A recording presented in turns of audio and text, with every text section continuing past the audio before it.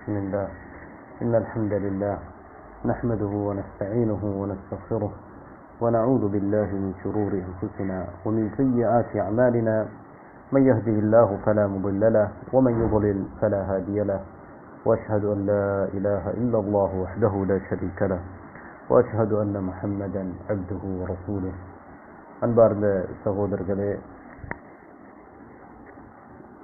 சலாசத்துல் உசூல் மூன்று அடிப்படைகள் என்ற இந்த நூலில் முதல் அடிப்படை, இரண்டாவது அடிப்படை ஆகியவற்றை நாங்கள் பார்த்துவிட்டோம். மூன்றாவது அடிப்படை என்ன என்பதை பார்க்க இருக்கின்றோம்.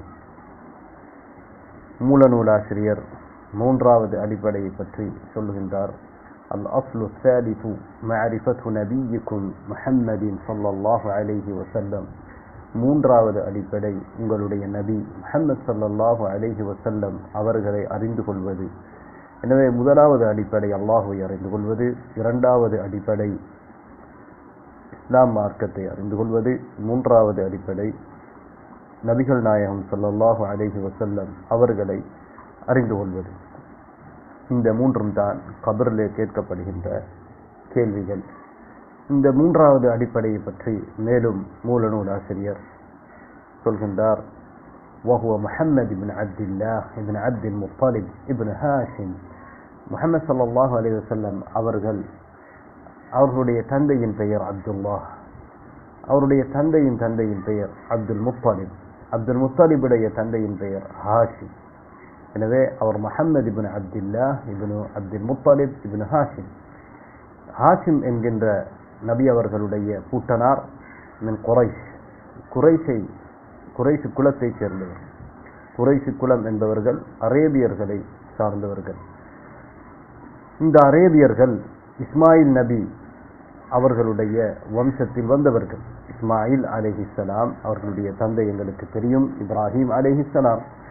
இப்ராஹிம் அல்லாஹு தஆலாவுடைய உற்ற நண்பராக இருந்த இப்ராஹிம் அலைஹிஸ்ஸலாம் அவர்கள் தன்னுடைய மகன் இஸ்மாயில் அலைஹிஸ்ஸலாம் அவர்களையும் இஸ்மாயில் நபியுடைய தாயாரான ஹாஜரையும் மக்காவிலே விட்டுவிட்டு சென்றார்கள். எனவே அவர்கள் அங்கே வாழ்ந்து கொண்டிருக்கின்ற பொழுது ஜுருஹும் என்கின்ற அரேபிய கோத்திரம் யமனிலே இருந்து வந்து அந்த இடத்திலே ஹாஜருடைய அனுமதியோடு குடிபெயர்ந்தார்கள். இஸ்மாயில் நபி அவர்கள் அவர்களுக்கு மத்தியிலே வளர்ந்து அவர்களிலே திருமணம் முடித்தார்கள். எனவே அந்த இஸ்மாயில் நபியின் பரம்பரையில் வந்தவர்கள் தான் குறைஷியினர். எனவே நபி ஸல்லல்லாஹு அலைஹி வஸல்லம் அவர்கள் இப்ராஹிம் நபியுடைய அந்த பரம்பரையை சேர்ந்தவர்கள். அலைஹி வஅலா நபியினா அஃதலிஸ் ஸலாத்தி வஸ்ஸலாம் வலஹு மினல் உம்ரி 63 சன. நபி அவர்கள் உலகத்திலே 63 வருடங்கள் வாழ்ந்திருக்கின்றார்கள். அதிலே 40 வருடங்கள் கப்லன் நுபுவா, நபித்துவத்திற்கு முன்னால், 23 வருடங்கள் அவர்கள் நபியாகவும் ரசூலாகவும் இருந்திருக்கின்றார்கள். எனவே நபி ஸல்லல்லாஹு அலைஹி வஸல்லம் அவர்களுடைய 63 வருடத்தில் 23 வருடங்கள் தான் அவர்கள் நபியாகவும் ரசூலாகவும் இருந்திருக்கின்றார்கள். நபி ஸல்லல்லாஹு அலைஹி வஸல்லம் அவர்கள் இக்ரா என்பதை கொண்டு நபியாக்கப்பட்டார்கள். நபி அவர்களுக்கு முதலாக இறங்கிய சூரா இக்ரா. அதே போன்று முத்தஸ்ஸிர் என்கின்ற சூறாவை கொண்டு அவர்கள் ரசூலாக ஆக்கப்பட்டார்கள். எனவே நபி ஸல்லல்லாஹு அலைஹி வஸல்லம் அவர்கள் நபியாகவும் ரசூலாகவும் இருந்திருக்கிறார்கள். ஆரம்பத்திலே நபியானார்கள், பிறகு ரசூலாக ஆக்கப்பட்டார்கள். எனவே நபி என்பது ரசூல் என்பதை விட அந்தஸ்தில் குறைந்தது.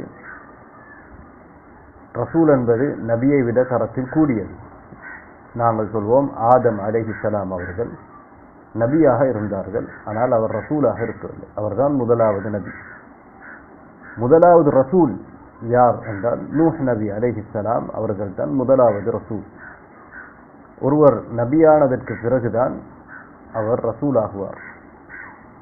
இதை அல்லாஹு தாலா தான் தேர்வு செய்வார். சில பேர் நபியாக மட்டுமே இருப்பார்கள், சிலர் நபியாகவும் ரசூலாகவும் இருப்பார்கள். முஹம்மது ஸல்லல்லாஹு அலைஹி வஸல்லம் அவர்கள் இறுதி நபியாகவும் இறுதி ரசூலாகவும் அவர்கள் இருந்தார்கள். நபி ஸல்லல்லாஹு அலைஹி வஸல்லம் அவர்களுடைய வாழ்க்கையை எங்களுக்கு இரண்டாக பிரிக்கலாம். அதாவது அவர்கள் நுபுவத்துக்கு பிறகுள்ள வாழ்க்கை, அந்த நுபுவத்துக்கு பிறகுள்ள வாழ்க்கையிலே 23 வருடங்களிலே 13 வருடங்கள் மக்காவிலே வாழ்ந்திருக்கிறார்கள், 10 வருடங்கள் மதீனாவிலே வாழ்ந்திருக்கின்றார்கள். எனவே மக்காவில் வாழ்ந்த காலப்பகுதி தான் நபித்துவத்துக்கு பிறகும் கூட அதிகமான காலமாக இருக்கிறது. ஏனென்றால் அது 13 வருடம். கடைசி 10 வருடங்களை தான் நபி அவர்கள் மதீனாவிலே வாழ்ந்திருக்கின்றார்கள். அல்லாஹு தஆலா நபி ஸல்லல்லாஹு அலைஹி வஸல்லம் அவர்களை எதற்காக அனுப்பினான் என்று நூலாசிரியர் சொல்கிறார். பஅஸஹுல்லாஹு பின்னிதாரத்தி அனி ஷிர்கி வயதுஉ இலா தௌஹீத். அல்லாஹு தஆலா நபி அவர்களை ஷிர்க்கை எச்சரிக்கை செய்வதற்காகவும் தௌஹீதின் பக்கம் அழைப்பதற்காகவும் அனுப்பினான், தேர்வு செய்தான். அல்லாஹு தஆலா எல்லா நபிமார்களையும் இதற்காகத்தான் அனுப்புகிறார். ஒவ்வொரு சமூகத்திலும் நாங்கள் ரசூலை அனுப்பியிருக்கிறோம், அல்லாஹு தஆலாவை வணங்க வேண்டும் என்றும் தாவூத்துகளை நீங்கள் தவிர்க்க வேண்டும், ஷிர்க்கை நீங்கள் தவிர்க்க வேண்டும் என்பதற்காக என்று அல்லாஹு தஆலா வேறு வசனங்களிலே சுட்டி காட்டியிருக்கிறார். எனவே ஒவ்வொரு நபிமார்களுடைய வரலாறை எடுத்து பார்த்தாலும் அல் குர்ஆன் என்ன சொல்கிறது? அவர்கள் ஏகத்துவத்தை சொன்னார்கள், ஷிர்க்கை தடுத்தார்கள். இதைத்தான் அல்லாஹு தஆலா முஹம்மது ஸல்லல்லாஹு அலைஹி வஸல்லம் அவர்களுக்கும் ஆரம்பமாக கட்டளையிட்டார். அதுதான் இஸ்லாத்துடைய அடிப்படை. அதற்காகத்தான் மனிதன் படைக்கப்பட்டிருக்கிறான். எனவே நபி அவர்களும் ஷிர்க்கை தடுத்தார்கள், ஏகத்துவத்தின் பக்கம் மக்களை அழைத்தார்கள். இதற்கு என்ன ஆதாரம்? அல்லாஹு தஆலா குர்ஆனிலே சொல்கின்றான், யா அய்யுஹல் முத்தஸ்ஸிர். பல ஆதாரங்கள் இருக்கின்றன. நூலாசிரியர் ஒரு ஆதாரத்தை சொல்லியிருக்கிறார். யா அய்யுஹல் முத்தஸ்ஸிர்,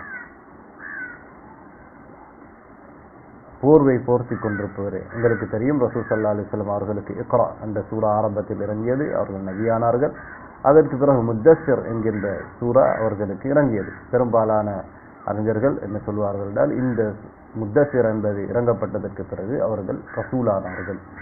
எனவே முத்தஸ்ஸிர் இந்த சூறாவிலே என்ன சொல்கிறான்? யா அய்யுஹல் முத்தஸ்ஸிர், போர்வை போர்த்தி கொண்டிருப்பவரே, கும் எழும்புங்கள், ஃபஅன்திர் அச்சமூட்டி எச்சரிக்கை செய்யுங்கள், வரப்பக ஃபகப்பிர் உங்களுடைய ரப்பை நீங்கள் பெருமைப்படுத்துங்கள், வசியாபக ஃபதஹிர் உங்களுடைய ஆடையை நீங்கள் சுத்தப்படுத்துங்கள், வர்ருஜ்ஸ ஃபஹ்ஜுர் அசுத்தத்தை நீங்கள் வெறுத்து ஒதுக்குங்கள், வலா தம்னுன் தஸ்தக்ஸிர் நீங்கள் அதிகமாக பெற வேண்டும் என்பதற்காக வேண்டி கொடை கொடுக்காதீர்கள், உபகாரம் செய்யாதீர்கள், வலி ரப்பிக ஃபஸ்பிர் உங்களுடைய ரப்புக்காக நீங்கள் பொறுமையாக இருந்து கொள்ளுங்கள் என்று இந்த வசனங்கள் கூறுகின்றன. இதில் குன் ஃபஅன்திர் என்பதுடைய அர்த்தம் என்ன என்பதை நூலாசிரியர் சொல்கிறார். குன் ஃபஅன்திர் நீங்கள் எழும்பி அச்சமூட்டி எச்சரிக்கை செய்யுங்கள் என்பது ஷிர்க்கை விட்டு மக்களை நீங்கள் எச்சரிக்கை செய்யுங்கள், ஏகத்துவத்தின் பக்கம் நீங்கள் மக்களை அழையுங்கள் என்பது அதனுடைய அர்த்தம். வரப்பக ஃபகப்பிர் உங்களுடைய ரப்பை நீங்கள் பெருமைப்படுத்துங்கள் என்பதன் அர்த்தம் ஏகத்துவத்தின் மூலம், தௌஹீதின் மூலம், அவனை ஓர்மைப்படுத்துவதன் மூலம் அவனை நீங்கள் கண்ணியப்படுத்துங்கள். வசியாபக ஃபதஹிர் உங்களுடைய ஆடையை நீங்கள் தூய்மைப்படுத்திக் கொள்ளுங்கள் என்பதன் அர்த்தம் உங்களுடைய அமல்களை ஷிர்க்கிலிருந்து நீங்கள் தூய்மைப்படுத்திக் கொள்ளுங்கள். இவைகள் தஃசீர் அறிஞர்கள் கொடுத்த விளக்கங்கள். அதனைத்தான் நூலாசிரியர் இங்கே குறிப்பிட்டிருக்கின்றார். வர்ருஜ்ஸ ஃபஹ்ஜுர் அசுத்தத்தை நீங்கள் வெறுத்து ஒதுக்குங்கள். இங்கே அசுத்தம் என்று சொல்லப்படுவது அல் அஸ்னாம் சிலைகள். அதை ஒதுக்குவது வெறுப்பது என்பது அவைகளை விட்டுவிடுவதும் அதிலே இருந்தும் அதை சார்ந்தவர்களிடமிருந்தும் முழுமையாக நீங்கிக் கொள்வது. அஹத அலா ஹாதா 10 சினீன யதுஉ இலா தௌஹீத் நபி அவர்கள் இதன் அடிப்படையில் 10 வருடங்கள் தொடர்ந்து பிரச்சாரம் செய்து கொண்டிருந்தார்கள். ஸல்லல்லாஹு அலைஹி வஸல்லம் அவர்கள் இந்த ஏகத்துவத்தை பிரச்சாரம் செய்தார்கள். 10 வருடங்கள் ஷிர்க்கை தடுத்து கொண்டிருந்தார்கள். وبعد 10 عرج به الى السماء 10 வருடங்களுக்கு பிறகு நபி அவர்கள் வானத்தின் பக்கம் மிஅராஜுக்கு அழைத்து செல்லப்படுகிறார்கள், கொண்டு போகப்படுகிறார்கள். وفرضت عليه الصلوات الخمس அங்கே வைத்து அவர்களுக்கு 5 நேர தொழுகை கடமையாக்கப்படுகின்றது. நபி ஸல்லல்லாஹு அலைஹி வஸல்லம் அவர்கள் மக்காவிலே 13 வருடங்கள் 13 வருடத்திலே நுபுவத்துக்கு பிறகு 13 வருடங்கள் வாழ்ந்தார்கள் என்று சொன்னோம். அதிலே 3 வருடங்கள் நபி அவர்கள் இந்த ஐவேளை தொழுகையை தொழுதிருக்கிறார்கள். وَبَعْدَهَا أُمِرَ بِالْهِجْرَةِ إِلَى الْمَدِينَةِ அதற்கு பிறகு அவர்கள் மதீனாவுக்கு ஹிஜ்ரத் செல்லுமாறு கட்டளையிடப்பட்டார்கள். எனவே நபி ஸல்லல்லாஹு அலைஹி வஸல்லம் அவர்களுடைய தஅவா பிரச்சாரம் ஆரம்பத்தில் தௌஹீதை மையப்படுத்தியதாக இருந்தது. ஷிர்கை ஒதுக்குவது, இபாதத்தை முழுக்க அல்லாஹுக்கு மாத்திரம் செய்வது என்ற இஹ்லாஸ், இவைகள் தான் நபி ஸல்லல்லாஹு அலைஹி வஸல்லம் அவர்கள் ஆரம்பத்திலே கடுமையாக பிரச்சாரத்தின் அடிப்படையாக எடுத்துக்கொண்டார்கள். இதைத்தான் பிரச்சாரம் செய்தார்கள். இதனை 13 வருடங்கள் மக்காவிலே அவர்கள் செய்தார்கள். இதிலே 10 வருடத்திற்கு பிறகு அல்லாஹு தஆலா நபி ஸல்லல்லாஹு அலைஹி வஸல்லம் அவர்களை லோகத்துக்கு அழைத்து, வானலோகத்துக்கு அழைத்து, அங்கே அவர்களுக்கு 5 நேர தொழுகையை கடமையாக்குகின்றார். அதற்கு பிறகு நபி அவர்கள் 3 வருடங்கள் மக்காவிலே வாழ்கின்றார்கள். அப்போதும் அந்த ஏகத்துவ பிரச்சாரத்தை அவர்கள் செய்கின்றார்கள். ஏகத்துவம் தான் மார்க்கத்தின் அடிப்படை என்பதனால் இதற்குத்தான் மக்காவுடைய காலத்திலே அதிக முக்கியத்துவம் கொடுக்கப்பட்டது. பெரும்பாலும் அதுதான் பிரச்சாரம் கருப்பொருளாக இருந்தது. அதை மையப்படுத்தியது தான் மக்காவுடைய தஅவாவாக இருந்தது. இவ்வாறே நபி ஸல்லல்லாஹு அலைஹி வஸல்லம் அவர்கள் மதீனாவில் வாழ்ந்த அந்த 10 வருடங்களிலும் கூட தன்னுடைய அந்த ஏகத்துவ பிரச்சாரத்தில் தொடர்ந்து இருந்தார்கள். தன்னுடைய மரண தருவாய் வரையிலே ஷிர்கிலே இருந்து மக்களை எச்சரிக்கை செய்வர்களாக இருந்தார்கள். ஏகத்துவத்துக்கு எந்த பாதிப்பும் வரக்கூடாது என்பதிலே கவனமாக இருந்தார்கள். இந்த மதீனாவுடைய வாழ்க்கையில் தான் நபி ஸல்லல்லாஹு அலைஹி வஸல்லம் அவர்களுக்கு இன்னும் பல வகையான இபாதத்துக்களும், அதே போன்று கொடுக்கல் வாங்கல்களோடு சம்பந்தப்பட்ட சட்டதிட்டங்கள், வாழ்க்கையோடு, குடும்பத்தோடு, அரசியலோடு, அதே போன்று வாழ்க்கை விவகாரங்களோடு, சமூக விடயங்களோடு சம்பந்தப்பட்ட பல சட்டதிட்டங்கள் மதீனாவிலே வைத்து இறக்கப்பட்டது. ஏனென்றால் மதீனாவுக்கு நபி அவர்கள் சென்றதற்கு பிறகு அங்கே ஒரு நாடு உருவாகியது. அதற்கேற்ற முறையிலே அல்லாஹு தஆலா சட்டதிட்டங்களை அமைத்து கொடுத்தார். நபி ஸல்லல்லாஹு அலைஹி வஸல்லம் அவருடைய பிரச்சாரத்தின் முக்கிய ஒரு கருப்பொருளாக ஏகத்துவம் தான் இருந்தது. இன்றைக்கு சிலர் என்ன சொல்கிறார்கள் என்றால், தௌஹீதை நாங்கள் படிப்பதற்கு நீண்ட நேரம் தேவையில்லை, ஒரு சில வினாடிகள், ஒரு சில நிமிடங்கள் எங்களுக்கு போதுமானது.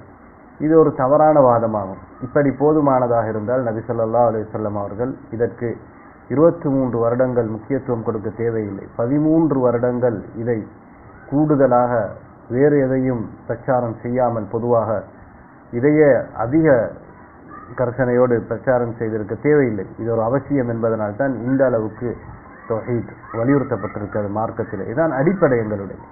அதே போன்று நபி ஸல்லல்லாஹு அலைஹி வஸல்லம் அவர்கள் மிஅராஜுக்கு அழைத்து செல்லப்பட்டார்கள் என்பதிலிருந்து நாங்கள் என்ன விளங்க வேண்டும் என்றால், நபி அவர்கள் மிஅராஜ் சென்று வந்து எங்களுக்கு அறிவித்த அனைத்தையுமே நாங்கள் ஏற்றுக்கொள்ள வேண்டும், உண்மைப்படுத்த வேண்டும், ஈமான் கொள்ள வேண்டும். அதே போன்று தொழுகையுடைய முக்கியத்துவத்தையும் நாங்கள் இதிலிருந்து புரிந்து கொள்கிறோம். அதனால் தான் அல்லாஹு தஆலா 7 வானத்துக்கும் மேலால் அழைத்து நபி ஸல்லல்லாஹு அலைஹி வஸல்லம் அவர்களுக்கு இந்த தொழுகையை கொடுத்திருக்கின்றார். எனவே இன்ஷா அல்லாஹ் தொடர்ந்து நபி அவர்களோடு சம்பந்தப்பட்ட இன்னும் சில விடயங்களை அடுத்த பாடங்களில் பார்ப்போம். வஆகிரு தஅவானா அனில் ஹம்துலில்லாஹி ரப்பில் ஆலமீன்.